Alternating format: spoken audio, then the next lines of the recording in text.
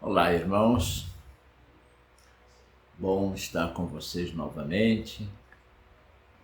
Bom dia, boa tarde, boa noite. Obviamente depende do horário que você esteja assistindo, mas quero dizer que é um prazer falar a vocês e ter essa comunhão via rádio, via telefone, mas de qualquer forma, comunhão na palavra e no Espírito. Eu amo muito a igreja, desejo o melhor para cada um de vocês. Louvo a Deus, agradeço a Deus pela vida de cada um de vocês. Vocês são as ovelhinhas do Senhor. Jesus é o nosso sumo pastor. Eu sou somente um auxiliar dele na igreja. Mas eu louvo a Deus pela vida de cada um de vocês e desejo que vocês estejam bem, de saúde, estejam com paz, estejam com alegria, né? Esta semana perdemos uma irmã, perdemos fisicamente falando. Ela está com o Senhor. O Senhor a levou, a tirou de um grande sofrimento, e ela está em paz. Eu diria que está melhor do que nós, porque o país está meio esquisito, vamos dizer assim. Mas a verdade, irmãos, é que Deus está no comando. Ele está no comando de tudo. Tudo foi criado por Deus. Nada foge aos seus planos. É por isso que nós não temos que nos preocupar com quem nos governa. Precisamos ter um governante, sim, precisamos respeitar, vejam bem, democraticamente o governo. Agora, lembrem-se de uma coisa, o nosso governo maior é teocrático, é Deus. Deus é que governa as nossas vidas. Amém? Mas vamos ao que interessa. Vamos, mais uma vez, ler a palavra de Deus, fazer uma breve oração e depois fazer também um breve comentário, fazer uma reflexão sobre o texto que vamos ler. Você pode compreender isto, fique atento. Nós vamos ler ainda no livro de Mateus, ainda no capítulo 16, onde nós, a semana passada, falamos sobre o fermento dos fariseus. Vamos agora refletir numa confissão que Pedro fez. Encontra-se em Mateus, capítulo 16, e versículos 13 a 20, e diz assim, preste atenção. Indo Jesus para a região de Cesareia de Filipe, perguntou a seus discípulos: quem os outros dizem que é o Filho do Homem? E eles responderam: uns dizem que é João Batista, outros dizem que é Elias, e outros dizem que é Jeremias ou um dos profetas. Ao que Jesus perguntou: e vocês? Quem dizem que eu sou? Respondendo Simão Pedro, disse: o Senhor é o Cristo, Filho do Deus vivo. Então Jesus lhe afirmou: bem-aventurado é você, Simão Barjonas, porque não foi carne e sangue que revelaram isso a você, mas meu Pai que está nos céus. Também eu lhe digo que você é Pedro, e sobre esta pedra edificarei a minha igreja, e as portas do inferno não prevalecerão contra ela. Eu lhe darei as chaves do reino dos céus. O que você ligar na terra terá sido ligado nos céus, e o que você desligar na terra terá sido desligado nos céus. Então Jesus ordenou aos discípulos que não dissessem a ninguém que ele era o Cristo. Somente até aí, oremos ao Senhor. Querido Deus e amado Pai, mais uma vez, Senhor, com alegria, com paz no coração, nos dirigimos a Ti em oração. Não só, Senhor, para Te agradecer por todas as bênçãos que já tens derramado sobre nós, para Te agradecer pela vida, pela saúde, pela paz, pela salvação, pelo perdão, pela Tua igreja, Senhor, pelo rebanho que é Teu, Senhor. Tens colocado aos meus cuidados, humanamente falando, mas o rebanho é Teu. Teu Filho Jesus Cristo é o sumo pastor das ovelhas. E eu louvo a Deus por esse privilégio santo de poder agora estar falando aos Teus filhos.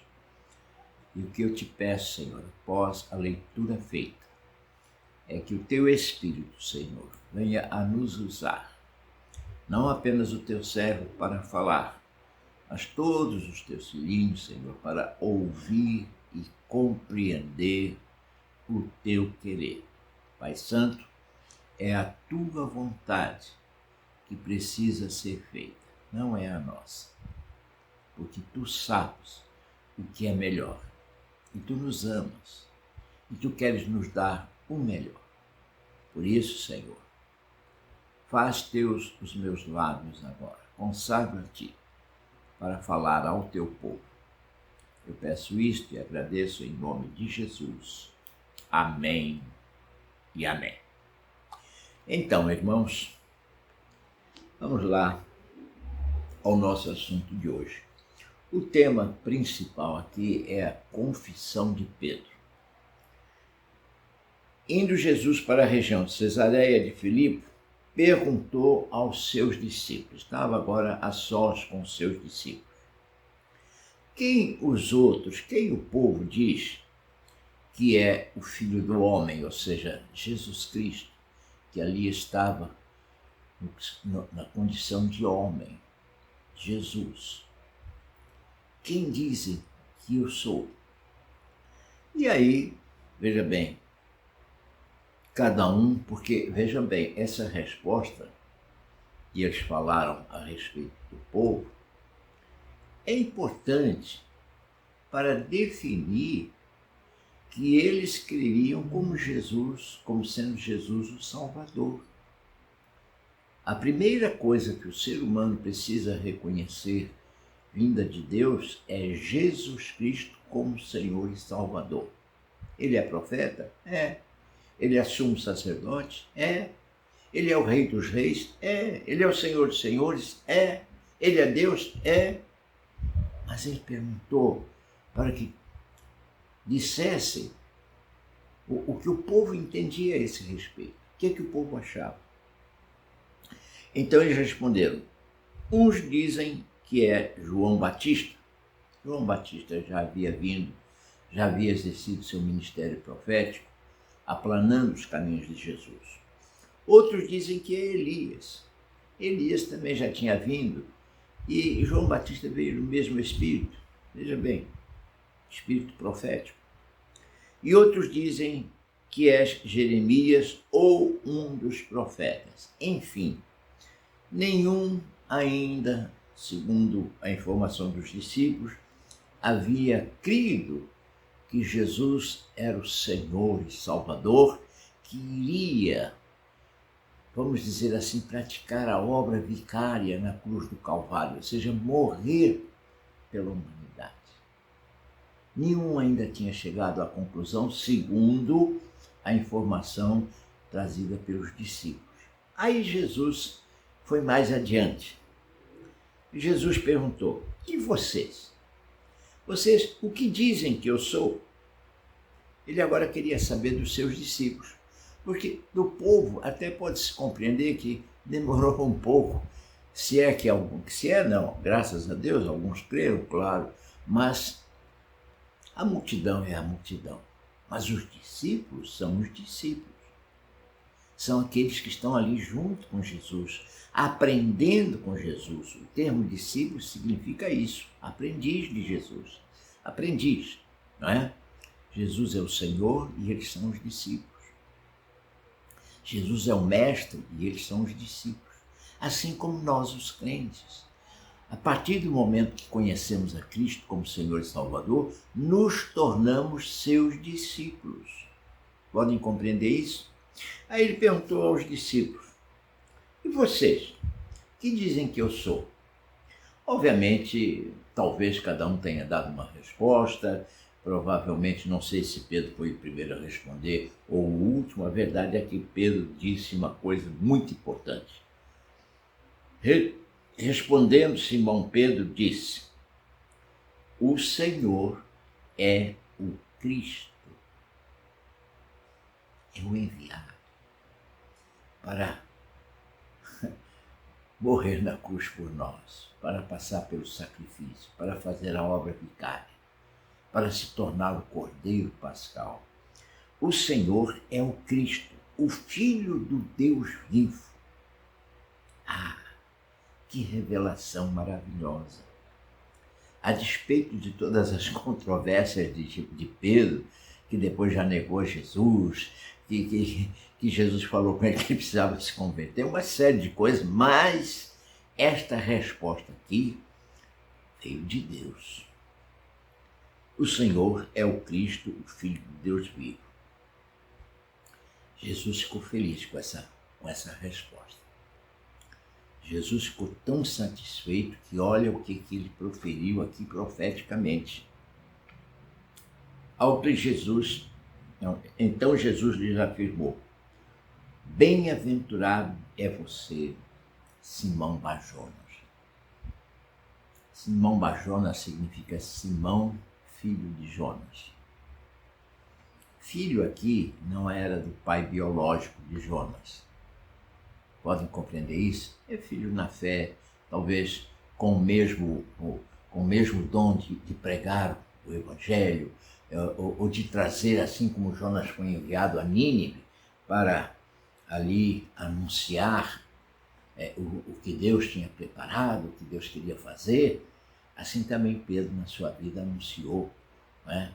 Ele foi um dos maiores apóstolos, no bom sentido da palavra. Nós temos outros apóstolos, inclusive Paulo e tudo mais, mas Pedro foi um grande apóstolo. E, obviamente, o apóstolo para pregar a palavra, para anunciar a Cristo, para anunciar a salvação. Porque Jonas também foi lá para Nínive anunciar a salvação daquele povo, no sentido ligeiramente diferente, mas a conotação é a mesma.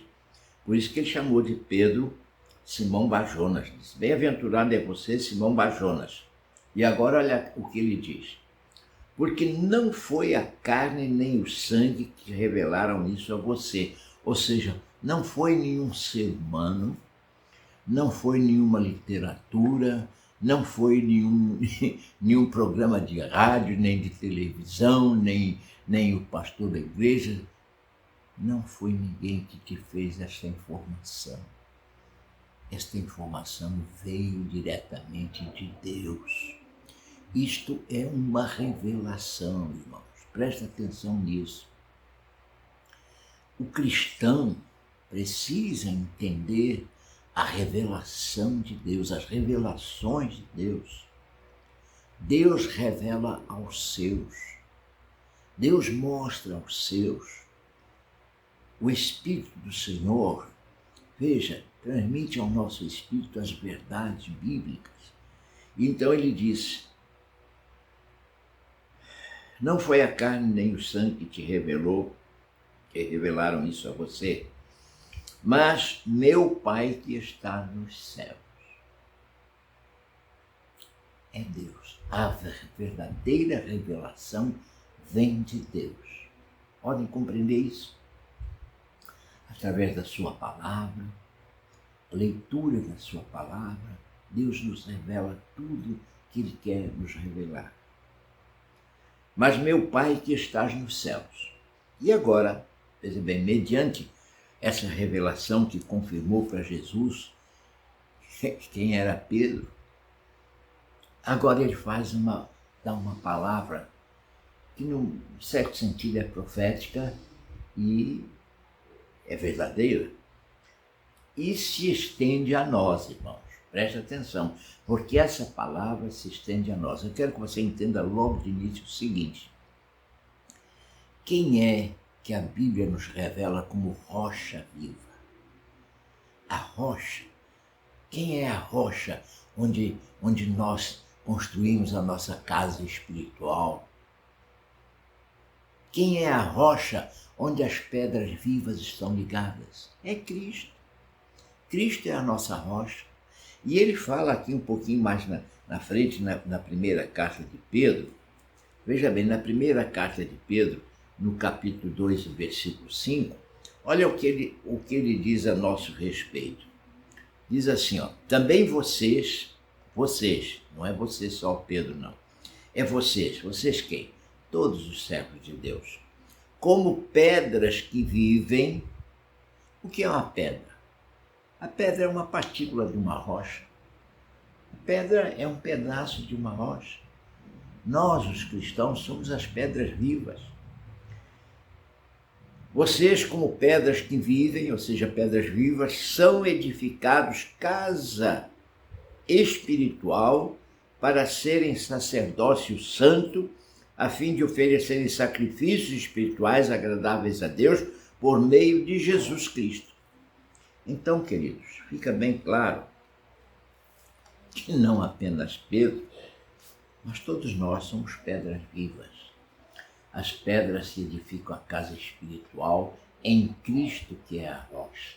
Você conhece a parábola da rocha, da casa construída na rocha e a casa construída na areia? É construída na rocha, passou por ventos e tempestades e maremotos e etc. e permaneceu. A construída na areia logo ruiu, porque a areia não tem segurança.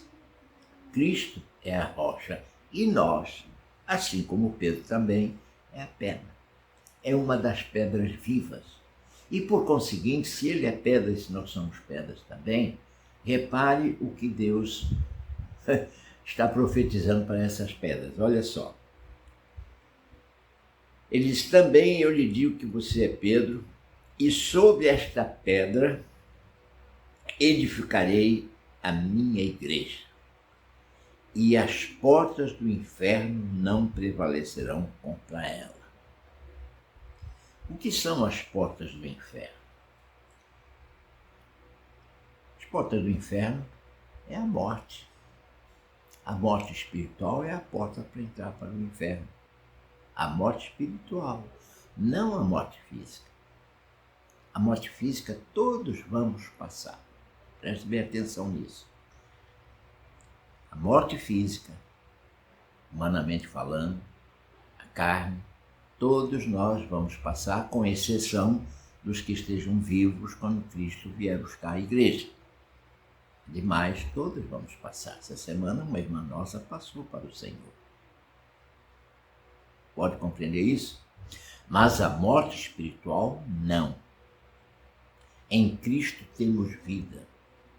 Cristo é a vida. Ele disse, eu sou o caminho, a verdade e a vida. Ninguém vem ao Pai senão por mim.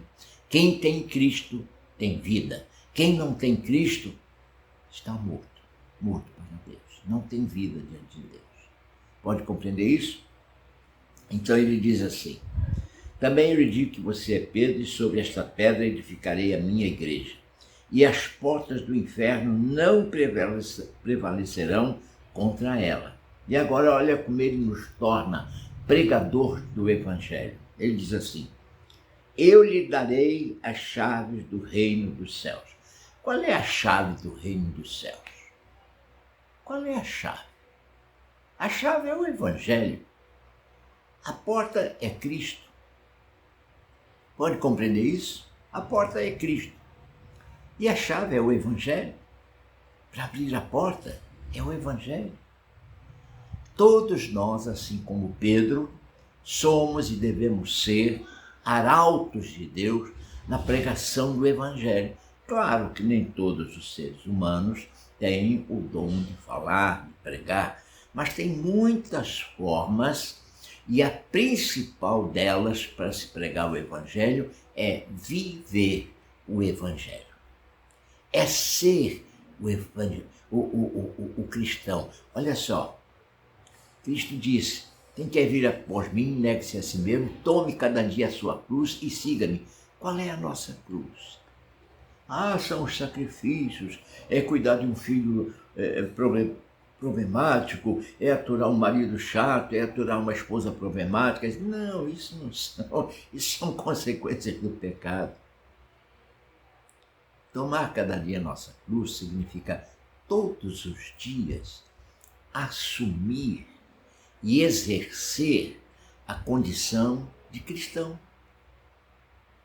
Cristão. Carregar a cruz é ser um cristão. Podem compreender isso? Vê se você pode compreender. Ele diz assim: eu lhe darei as chaves do reino dos céus. Ou seja, o Evangelho. Ele está dando a Pedro e, por conseguinte, está dando a todos os pregadores do Evangelho, todos os crentes, todos os servos de Deus, porque todos somos pedras vivas, segundo o que lemos depois lá em 1 Pedro. Todos somos pedras vivas. E ele diz: eu lhe darei as chaves dos céus, e o que você ligar na terra terá sido ligado nos céus, e o que você desligar na terra terá sido desligado nos céus.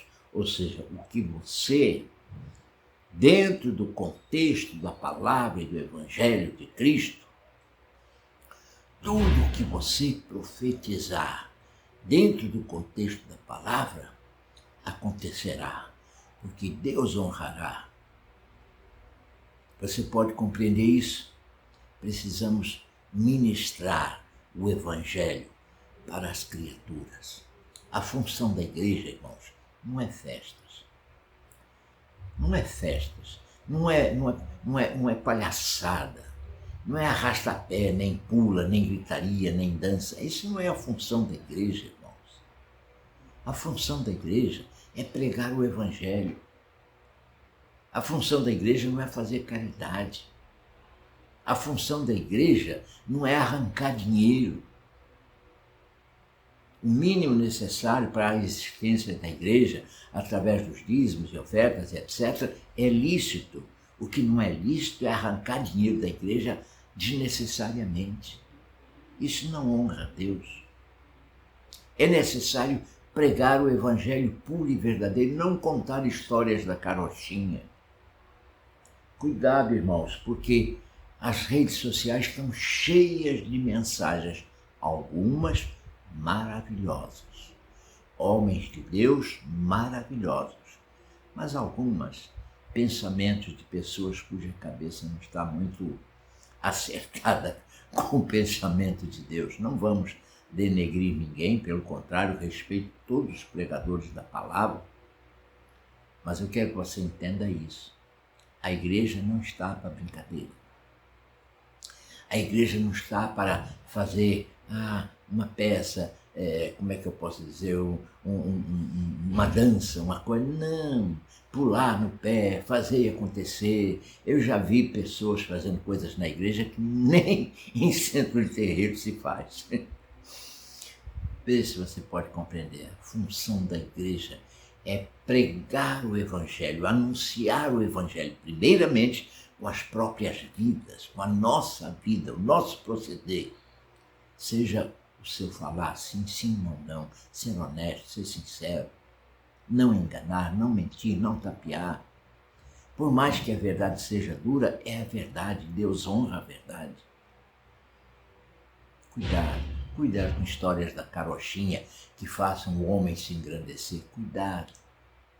Cuidado com milagres. Milagres pode ser uma coisa maravilhosa e pode ser uma coisa problemática. Porque Deus faz milagres através de Jesus Cristo, continua fazendo milagres. O fato de você estar aí agora vivo, me ouvindo, e eu aqui vivo falando a você, é um milagre. Hoje amanhecemos o dia, acordamos pela manhã, isso é um milagre. Muita gente está numa lápide de um cemitério, ou quem sabe na mesa de um hospital, e nós estamos, graças a Deus, ouvindo, falando, louvando e glorificando a Deus. Isso é um milagre. Você tem o que comer hoje, é um milagre. Você tem um teto sobre sua cabeça, é um milagre. Mesmo que não seja seu, seja alugado, não faz mal. É um milagre você poder pagar aluguel. É um milagre você poder se alimentar, se vestir. Milagre de Deus. Então veja bem, eu lhe darei as chaves dos céus. E o que você ligar na terra terá sido ligado nos céus, e o que você desligar na terra terá sido desligado nos céus. Pode compreender isso? Louvado seja Deus. Isto é a atitude de um pregador, abençoar.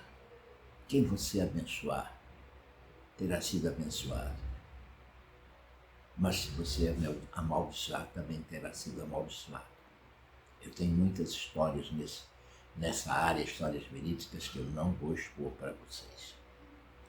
Então veja bem, então Jesus ordenou aos discípulos que não dissessem a ninguém que ele era o Cristo. Ali ficou patenteado, ali ficou muito claro que Jesus era o Cristo, ou seja, aquele que haveria de vir, o Messias. Mas o povo de Israel o estava rejeitando. E se o povo de Israel o estava rejeitando, não adianta agora os discípulos ir contar, olha, ele é isso, ele é aquilo. Não, recebam a palavra dele. Cristo veio anunciar as boas novas. Quem crê será salvo. Quem não crê já está condenado.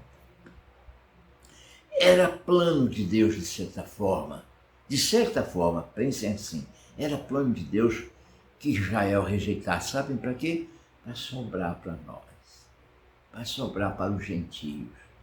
Para que os incrédulos tivessem a oportunidade de crer e receber a Cristo como Senhor e Salvador. Deus aí colocou todos em pé de igualdade, judeu ou não judeu, faraó ou fariseu, não importa. Todos, perante Deus, estamos em grau de igualdade nesse sentido. No sentido do direito à salvação, ao perdão, mediante a confissão de Jesus Cristo como Senhor e Salvador. Claro que uns têm os dons, outros têm outros, uns têm os dons de pregar, outros têm os dons de ensinar, outros têm os dons de profetizar, enfim, não vem ao caso. O importante é ser um servo de Deus, temente a Deus e permitir, abrir o coração para que Deus se revele como ele se revelou a Pedro. Quando Deus revelar no seu coração, não pestaneje, receba Cristo como Senhor e Salvador e Deus te abençoará. Podem compreender isto? Amém. Façamos então agora uma oração para encerrar.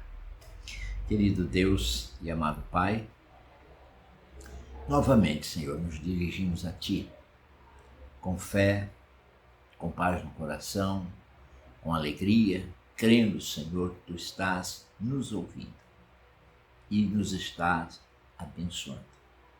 Obrigado pela palavra que trouxeste aos nossos corações. Obrigado mais uma vez pelo dia de hoje, por todas as bênçãos. Dá aos Teus filhos uma semana cheia da Tua graça. Abençoa todos os cultos das Tuas igrejas espalhadas pela face da terra. Enfim, Senhor, independentemente de denominação, mas que todos sejam Teus filhos.